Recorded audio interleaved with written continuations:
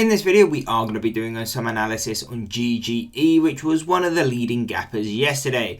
So to get straight into it, is there going to be a continuation move? And if there is, what are going to be its price targets? So if we did continue up, our closest or kind of key next resistance would be $2.36.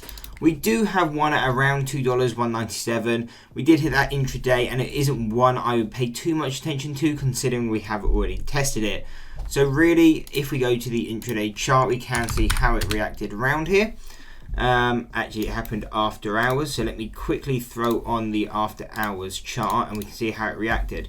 So we can see this level was quite key after hours. We tested it, failed, tested it, tried to hold it but couldn't, and then broke down below it again and retested it to kind of fail once more. So this could indicate that we are going to continue down because we failed this resistance.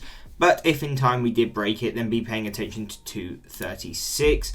And if we broke high, we'd be paying attention to $3.08. Breaking through there would be 370/360. And final levels taking us to around 435/420. Now, on the other hand, what are going to be key support?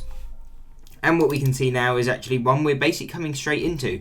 $1.70 is our statistical mean on the 6-month chart. We can see we have, again, when we pulled back, we came back to this statistical level. We came back to this again, near enough to pinpoint accuracy, and now we are testing it once more. Considering we have already tested this, we failed on the level above, it wouldn't be a surprise to see us break below here, come back to retest it, and start to fail down.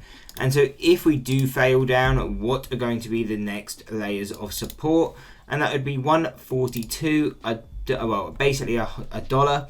And if we broke that, it would be 85 cents, 34 cents, and that would really be our lowest level.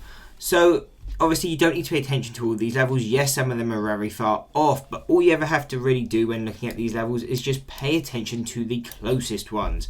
So right now, we are basically sitting on this 170 support. So what does this mean? Really, your only focus is what happens off this level. If we break below it, come back to retest it and fail, then your focus will be on that next level, which in this case would be the 143 support.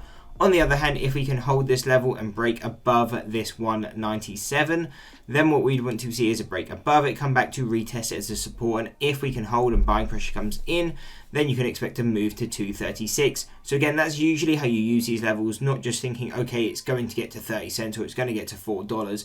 No, just use them as where we are now, and this will give you the technical side of it. Obviously, if news comes out, the fundamentals change, that's going to blow technicals out of the water. But if no news comes out or it's very light news, then you can be paying more attention to the technical side so you can get better entries. Anyway, I hope you enjoyed the breakdown. If you did, why not drop a like and subscribe and check out one of these 2 analysis videos.